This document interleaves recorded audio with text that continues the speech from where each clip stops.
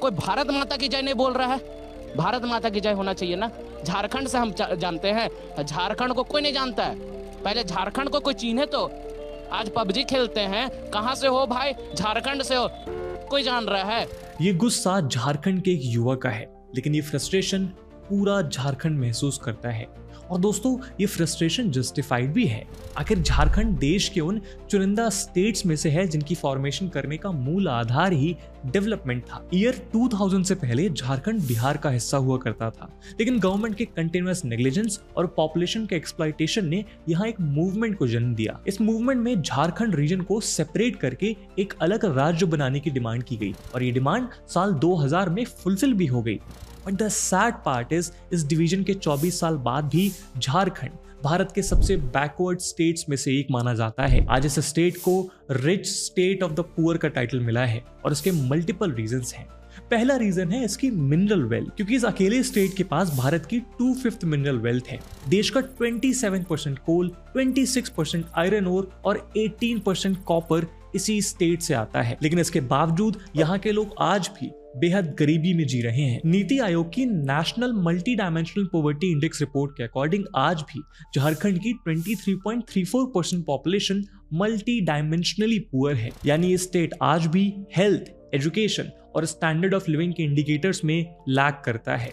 ये मैप देखिए जो बताता है कि झारखंड के हर डिस्ट्रिक्ट की at least 15% population multi dimensionally poor है, जबकि वेस्ट सिंहभूम, पकूर और साहिबगंज जैसे डिस्ट्रिक्ट्स में तो ये परसेंटेज 45 से भी ज्यादा है। झारखंड की पर कैपिटा इनकम लगभग 92,000 रुपीज पर ईयर है, जो नेशनल एवरेज की ऑलमोस्ट हाफ है। इसके अलावा यहाँ लगभग 26% से ज्यादा ट्राइबल पॉपुलेशन भी रहती है, जिनको कंटिन्यूअसली इग्नोर किया गया है। करप्शन इतना रैम्पेंट है कि जो गवर्नमेंट जॉब की अपॉर्चुनिटीज आती हैं उन्हें कैंसिल करना पड़ता है। अब जैसे फरवरी 2024 में झारखंड सीजीएल 2024 का एग्जाम कैंसिल कर दिया गया। झारखंड पीएससी के एग्जाम में पेपर लीक की खबरें आई, और यहाँ तक कि अब Jharkhand general graduate level exam को कैंसिल करने की डिमांड करी जा रही है। ये सारी परेशानियां बताती हैं कि झारखंड रूट लेवल से लेकर टॉप तक पूरी तरह से डिस्टर्ब हो चुका है। और एक बात बहुत साफ है कि झारखंड के पॉलिटिशियंस ने झारखंड को बेड़ियों में जकड़ रखा है, और इसीलिए आज की इस वीडियो में हम झारखंड के इस कॉम्प्लेक्स इशू को समझते हुए जानेंगे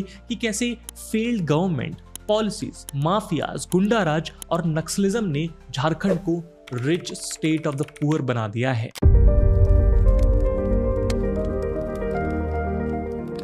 दोस्तों, झारखंड के पीछे होने का पहला रीजन है फ्रेट इक्वलाइजेशन पॉलिसी। 1947 में आजादी मिलने के बाद भारत में इंडस्ट्रीज सेटअप होना शुरू हुई, और दो तरह के स्टेट्स इंडस्ट्रीज की फेवरेट चॉइस बन सकते थे। पहला वो स्टेट जो मिनरल रिसोर्सेज में काफी रिच थे, और दूसरे वो स्टेट जिनके पास पोर्ट्स थे। लेकिन इंडस्ट्रीज उन्हीं स्टेट्स को प्रेफर करती जहां मिनरल्स अवेलेबल है, ताकि रॉ मटेरियल्स की रेगुलर सप्लाई को इंश्योर किया जा सके। तो गवर्नमेंट को लगा कि यार ऐसे में इंडस्ट्रीज सिर्फ मिनरल रिच स्टेट्स में कंसंट्रेटेड हो जाएंगी, और भारत के बाकी स्टेट्स का इंडस्ट्रियलाइजेशन हो नहीं पाएगा। इसीलिए 1952 में government of India freight equalisation policy लेकर आई, जिसका मेन एम था भारत में इंडस्ट्रीज की इक्वल ग्रोथ को फैसिलिटेट करना। इस पॉलिसी में डिसाइड किया गया कि इंडस्ट्रीज पूरे भारत में किसी भी राज्य में लगाई जा सकती हैं, और मिनरल्स के ट्रांसपोर्टेशन पर यूनियन गवर्नमेंट सब्सिडी प्रोवाइड करेगी। इस पॉलिसी ने सभी मिनरल रिच इंडियन स्टेट्स को हर्ट किया, जिसमें वेस्ट बंगाल, मध्य प्रदेश, असम और छत्तीसगढ़ के साथ साथ तब का बिहार भी शामिल था, जिससे सेपरेट होकर झारखंड बना। मगर कैसे? देखिए, चूंकि गवर्नमेंट मिनरल के ट्रांसपोर्टेशन पर सब्सिडी दे रही थी, इसीलिए रॉ मटेरियल्स की अवेलेबिलिटी इंडस्ट्रीज के लिए मेजर कंसर्न बचा नहीं था। ऐसे में उन्होंने ऐसे स्टेट्स को प्रेफरेंस दी जिनके पास कोस्ट लाइन और पोर्ट्स थे, ताकि एक्सपोर्ट्स आसानी से किए जा सकें। इसी रीजन की वजह से मिनरल रिच स्टेट्स का इंडस्ट्रियलाइजेशन रुक गया, क्योंकि सभी स्टेट्स लैंडलॉक्ड थे। अब इस सिचुएशन को अगर हम प्री इंडिपेंडेंस एरा के साथ कंपेयर करें तो उस समय इन स्टेट्स की ग्रोथ अच्छी थी। टाटा और डालमिया जैसे मेजर बिजनेस हाउसेज ने बिहार में इंडस्ट्री सेटअप की थी, और ज्यादातर इंजीनियरिंग इंडस्ट्री भी वेस्ट बंगाल में लोकेटेड थी at the eastern coast point. लेकिन इस पॉलिसी के बाद लैंडलॉक्ड स्टेट्स में इंडस्ट्रीज लगाने का कोई इंसेंटिव ही नहीं बचा। यानी असल में सरकार जो पॉलिसी पूरे भारत में इंडस्ट्रीज के इक्वल डेवलपमेंट के लिए लाई थी, उसी पॉलिसी की वजह से इंडस्ट्रीज कुछ स्टेट्स में ही कॉन्सेंट्रेट होकर रह गई। हालांकि लगभग 40 साल बाद 1993 में गवर्नमेंट ने इस पॉलिसी को रिमूव कर दिया, लेकिन तब तक बहुत देर हो चुकी थी और रिमूवल के बाद भी ये राज्य बाकी इंडस्ट्रियलाइज स्टेट्स के साथ कैचअप नहीं कर पाए। दोस्तों, आज के इस वीडियो में आगे बढ़ने से पहले मैं आपको बताना चाहूंगा हमारे आज के स्पॉन्सर ओडू के बारे में। आज इंडिया में स्टार्टअप कल्चर तेजी से ग्रो हो रहा है और स्टार्टअप्स की ग्रोथ में वेबसाइट बहुत इंपॉर्टेंट रोल प्ले करती हैं। मगर अक्सर स्टार्टअप्स अपने लिए वेबसाइट बिल्ड नहीं कर पाते क्योंकि बिजनेस ओनर्स को लगता है कि वेबसाइट बनाने के लिए बहुत सारे टेक्निकल एक्सपर्टीज की जरूरत है। साथ ही इसके लिए काफी बड़ी टेक्निकल टीम के साथ साथ काफी इन्वेस्टमेंट भी चाहिए। लेकिन अगर मैं आपसे कहूं कि अब आप बिना किसी एक्सपर्टीज और हैवी इन्वेस्टमेंट के अपने बिजनेस के लिए वेबसाइट बना सकते हैं, तो क्या आप मेरा विश्वास करेंगे? But to your surprise my friends, now this is a reality. Odoo की मदद से अब ये पॉसिबल है, जहां आप फ्री में अपने बिजनेस के लिए वेबसाइट रेडी कर सकते हैं, जिसके साथ आपको 1 साल के लिए फ्री डोमेन भी मिलेगा। साथ ही ओडू का फर्स्ट एप्लीकेशन बिल्कुल फ्री है और यहाँ अनलिमिटेड होस्टिंग और सपोर्ट भी अवेलेबल है। यही नहीं, ओडू का साइट बिल्डर बेहद आसान है, जिसके लिए कोई टेक्निकल स्किल्स नहीं चाहिए। आपको सिर्फ अपने गोल को डिफाइन करना है, कलर्स चूज करने हैं, लोगो इंसर्ट करना है, पेजेस और फीचर्स ऐड करने हैं और लास्ट स्टेप में थीम चूज करते हुए आपकी वेबसाइट रेडी हो जाएगी। अब आपकी वेबसाइट कस्टमाइजेशन के लिए रेडी है। यहाँ पे आप अलग अलग ब्लॉक्स को ड्रैग एंड ड्रॉप कर सकते हैं। इवन वेबसाइट के लिए कंटेंट जनरेट करना भी बेहद इजी है क्योंकि ओडू के प्लेटफॉर्म पर आर्टिफिशियल इंटेलिजेंस भी मौजूद है। इसके साथ ही आप यहाँ पे अलग अलग शेप, एलिमेंट, एनिमेशन, इमेजेस को ऐड और चेंज कर सकते हैं। तो दोस्तों, अगर आप अपने बिजनेस को ग्रो करना चाहते हैं, अपने बिजनेस को ऑनलाइन लेकर जाना चाहते हैं और अपने लिए एक सुपर इफेक्टिव वेबसाइट बनाना चाहते हैं, तो डिस्क्रिप्शन में दिए गए लिंक से ओडू पर साइन अप करके अपने लिए वेबसाइट बिल्ड कर सकते हैं। और अब हम चलते हैं अपने वीडियो की तरफ। दोस्तों, झारखंड में भारत के ऑलमोस्ट 40% मिनरल पाए जाते हैं, लेकिन यहाँ की लोकल पॉपुलेशन को कभी भी यहाँ की मिनरल वेल्थ का बेनिफिट नहीं मिला क्योंकि आज सिचुएशन ये है कि ज्यादातर मिनरल वेल्थ को माइनिंग करने वाले माफियाज ने टाइम के साथ कैप्चर कर लिया है। Directorate general of mine safety के एक ऑफिशियल ने रिवील किया था कि भारत के वो सभी एरियाज जो नेचुरल रिसोर्सेज में रिच हैं, वहां माफिया कल्चर एग्जिस्ट करता ही है, चाहे वो कोल हो, आयरन हो या फिर सैंड। मगर झारखंड में ये हुआ कैसे? देखिए, 1970 से पहले तक private mine owners coal mining किया करते थे, लेकिन इंडिपेंडेंस के बाद जब स्टील इंडस्ट्री की ग्रोथ स्टार्ट हुई तो कोल की डिमांड भी बढ़ने लगी क्योंकि आयरन और स्टील इंडस्ट्री के लिए कोल एक इंपॉर्टेंट रॉ मटेरियल है। यानी अब जरूरी था कि private mine owners coal mining में एडिक्वेट कैपिटल इन्वेस्टमेंट करके और ज्यादा माइन करें, लेकिन ऐसा हो नहीं पा रहा था। इसकी वजह से स्टील इंडस्ट्री की कोल डिमांड्स पूरी नहीं हो पा रही थी। साथ ही प्राइवेट ओनर्स कोल माइनिंग के लिए अनसाइंटिफिक प्रैक्टिसेस यूज करते थे और लेबर्स की वर्किंग कंडीशन भी बहुत खराब थी। इन सभी चीजों को मद्देनजर रखते हुए 1970s के दौर में कोल माइंस का नेशनलाइजेशन कर दिया गया और नेशनलाइज्ड माइंस को मैनेज करने के लिए भारत कोकिंग कोल लिमिटेड बनाई गई। यानी अब कोल की माइनिंग के लिए government registered companies tender file कर सकती थी और ये टेंडर जो कंपनीज फाइल करती थी उन्हें जनरली रिचेस्ट और पावरफुल लोग कंट्रोल करते थे। इसे ना आप लोकल रोड्स के कंस्ट्रक्शन के लिए दिए जाने वाले टेंडर से समझ सकते हैं, जो अक्सर इन्फ्लुएंशियल और पावरफुल ठेकेदारों को मिलते हैं। इस नेशनलाइजेशन के कदम से रीजन के सभी पावरफुल लोगों को ये मौका मिल गया कि वो कोल प्रोडक्शन के हर एस्पेक्ट पर अपना डोमिनेंस एस्टैब्लिश कर सके, यूनियंस बनाकर ट्रेड को कंट्रोल कर सके और कॉन्ट्रैक्ट पाने के लिए अथॉरिटीज की आर्म ट्विस्टिंग कर सके। अब ये माफियाज काम कैसे करते हैं, इसे समझते हैं। सबसे पहले माफियाज पॉलिटिशियंस और गवर्नमेंट ऑफिशियल्स के साथ क्लोज टाइज बनाते हैं ताकि उन्हें इलीगल माइनिंग में सपोर्ट मिल सके।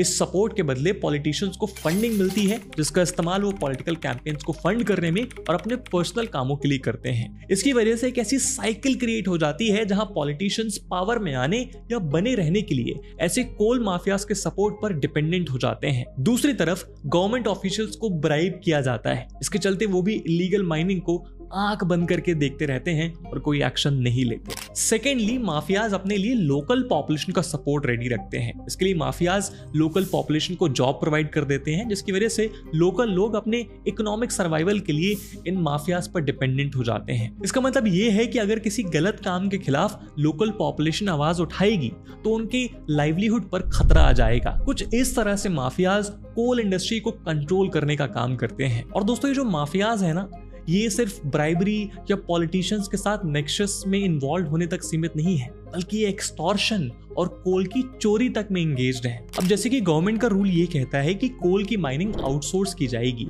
और कोल का ऑक्शन होगा। लेकिन कोई भी कंपनी जो इस ऑक्शन में बिड जीतती है उसे 1 टन कोल ले जाने के लिए 1200 रुपए तक का गुंडा टैक्स देना पड़ता है। ये गुंडा टैक्स का मतलब ऐसे इलीगल टैक्स है जो वहां के लोकल डॉन को पे किया जाता है ताकि वो उन्हें कोल लेकर जाने दे। और अगर किसी ने गुंडा टैक्स नहीं दिया तो बिड जीतने के बाद भी उसके ट्रक्स कोल साइट पर खाली ही खड़े रहते हैं, क्योंकि लोकल माफियाज उन्हें कोल भरने ही नहीं देते। हालांकि सेंट्रल गवर्नमेंट ने 2013 में माफियाज के इस नेक्सस को ब्रेक करने के लिए कोशिश जरूर की थी, जब उन्होंने 30 करोड़ रुपए का annual coal transport contract government entity Bharat coking coal limited से लेकर एक्स सर्विसमैन कोऑपरेटिव को देने का प्लान किया था। लेकिन उस समय के धनबाद के डिप्टी कमिश्नर ये डिस्कवर किया कि एक्स सर्विसमैन के नाम पर कॉन्ट्रैक्टर्स ही ट्रांसपोर्ट कर रहे थे, यानी तब भी पैसा माफियाज के पास ही जाता।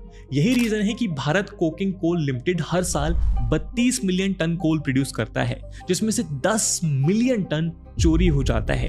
लोकल हिंदी न्यूज़पेपर प्रभात खबर में 22 नवंबर 2022 को पब्लिश्ड एक रिपोर्ट बताती है कि धनबाद हर दिन माफियाज की वजह से एटलीस्ट 10 से लेकर 15 करोड़ का लॉस सफर करता है। और ये साफ दर्शाता है कि माफियाज की मॉडस ऑपरेंडी ऐसी है कि प्रोडक्शन से लेकर ट्रांसपोर्टेशन तक हर स्टेप पर उनकी प्रेजेंस है। और झारखंड के मिनरल रिसोर्सेज उसके आम लोगों तक इसका फायदा पहुंचा पाए उसके पहले ही ये माफियाज उसको एक्सप्लॉइट कर लेते हैं।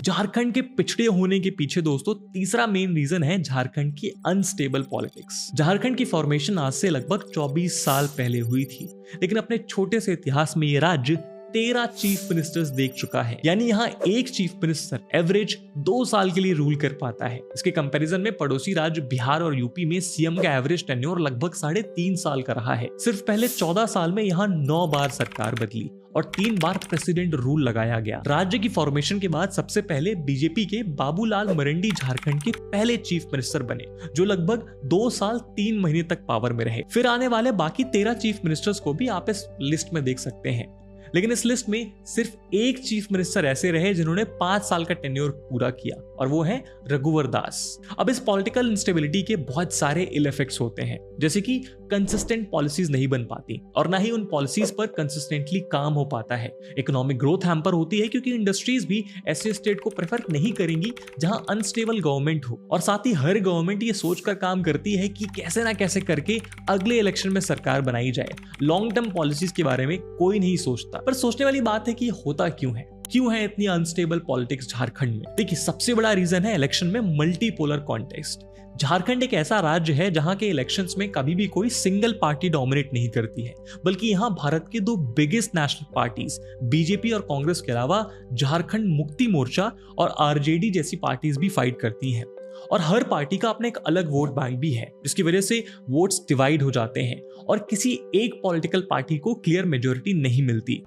और फिर यहां से शुरू होता है एक अलग खेल। किसी भी पार्टी के पास क्लियर मेजोरिटी ना होने के केस में पार्टीज एमएलएस की हॉर्स ट्रेडिंग करके सरकार बनाने का प्रयास करती हैं। इसकी वजह से झारखंड के असेंबली इलेक्शंस में ब्राइब और करप्शन बहुत आम बात हो चुकी है। इवन अभी लास्ट असेंबली इलेक्शंस में सरकार बनाने के लिए chief minister Hemant Soren 33 MLAs को लेकर रायपुर चले गए थे ताकि एमएलएस उनकी गवर्नमेंट को ही सपोर्ट करें। दूसरा रीजन है झारखंड में बहुत बड़े इन्फ्लुएंशियल लीडर्स की कमी। देखिए, झारखंड का बिहार से डिवीजन होने का एक बहुत बड़ा रीजन ये भी था कि झारखंड रीजन का पॉलिटिकल रिप्रेजेंटेशन बहुत लिमिटेड था। यानी अगर सिर्फ बिहार रीजन में किसी लीडर की अच्छी पकड़ है तो बिना झारखंड रीजन में ज्यादा सीट्स जीते भी वो सरकार बनाई जा सकती थी। यही रीजन था कि झारखंड की लीडरशिप की तरफ बिहार के नेताओं ने कभी ध्यान नहीं दिया। दूसरी तरफ बिहार में 1974 में स्टेट गवर्नमेंट की करप्शन के अगेंस्ट जेपी मूवमेंट शुरू हुआ था, जिसे लीड कर रहे थे जयप्रकाश नारायण, और यही मूवमेंट बाद में सेंट्रल गवर्नमेंट में बैठी इंदिरा गांधी सरकार के खिलाफ हो गया था। लेकिन इस मूवमेंट से बिहार के कुछ बड़े नेता निकले, जैसे कि लालू प्रसाद यादव, रामविलास पासवान और सुशील कुमार मोदी। इसके साथ अगर आप बाकी स्टेट्स के एग्जांपल्स भी देखेंगे ना, तो आपको हर राज्य में एटलीस्ट किसी एक बड़े लीडर का नाम पता होगा, भले ही आप उस स्टेट से ना हो। जैसे उड़ीसा में नवीन पटनायक, यूपी में मुलायम सिंह यादव, योगी आदित्यनाथ, आंध्र प्रदेश में चंद्रबाबू नायडू, तमिलनाडु में एमजीआर और करुणानिधि एक्सेट्रा। लेकिन झारखंड से ऐसे किसी बड़े लीडर का नाम शायद आप याद नहीं कर पाएंगे जिसका इन्फ्लुएंस लार्ज स्केल पर रहा हो। यही रीजन था कि झारखंड की फॉर्मेशन के बाद उसे लीड करने के लिए कोई ऐसा इन्फ्लुएंशियल लीडर नहीं था जो सक्सेसिव गवर्नमेंट्स फॉर्म कर सके।